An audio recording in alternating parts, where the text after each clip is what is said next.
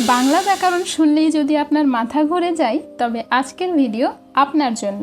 মাত্র একটা মজার ট্রিক শিখলেই কারক চিরকাল মনে থাকবে। ভিডিওটি পুরো দেখুন শেষ পর্যন্ত।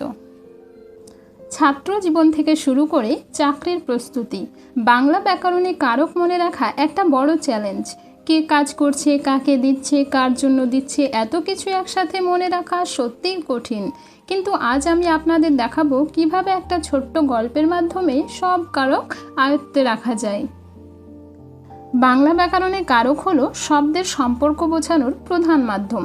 মোট 6টি প্রধান কারক আছে: কর্তৃ, কর্ম, সম্প্রদান, অধিকরণ, অপাদান আর করণ কারক। কিন্তু যদি এগুলো মুখস্থ করতে চান মনে থাকবে না। তাই আজ আমি একটা গল্পের মাধ্যমে আপনাদের 6টি কারককে সহজে শিখিয়ে দেব। এক গ্রামে ছিল এক কৃষক। সেই কৃষক তার প্রিয় ছেলেকে একটা সুন্দর উপহার দিল। উপহারটি নিয়ে তার গ্রামের মন্দিরে গেল। মন্দিরের ভিতরে উপহারটি রেখে আসার পর হঠাৎ করে এক সাধু মন্দির থেকে সেই উপহারটি নিয়ে চলে গেল। রেগে গিয়ে কৃষক একখানা লাঠি দিয়ে সাধুকে ধাওয়া করল। এই ছোট্ট গল্পের মধ্যে লুকিয়ে আছে 6টি কারক। চলুন বিশ্লেষণ করে দেখি। নামপদের সঙ্গে ক্রিয়াপদের সম্পর্ককেই আমরা কারক বলি। ঠিক আছে, আমরা 6টি কারক জানব। প্রথমে কর্তৃকারক।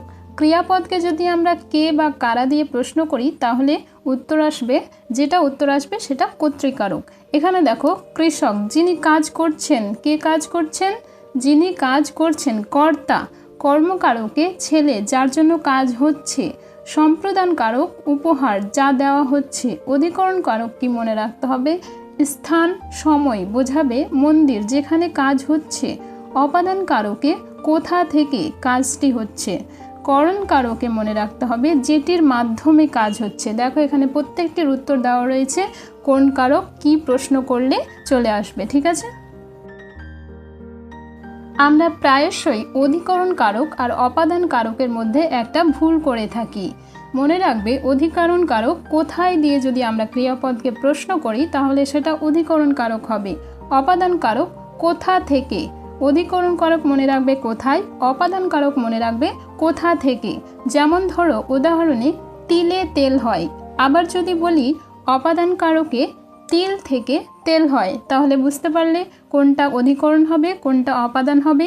তিলে তেল হয়, কোথায় তেল হয়? তিলে তেল হয়। ঠিক আছে, অপাদান কারকে যদি বলা হয় তিল থেকে তেল হয় তাহলে সেটা অপাদান কারক হবে। এটাই হচ্ছে অধিকরণ কারক আর অপাদান কারকের পার্থক্য। মনে রাখবে, এটা ভুল যেন না হয় অবশ্যই। আজকের ভিডিওতে খুব সংক্ষেপে আমরা কারক সম্পর্কে একটা ধারণা লাভ করলাম। পরবর্তী ভিডিওর জন্য আমাদের সঙ্গে থাকুন। ধন্যবাদ।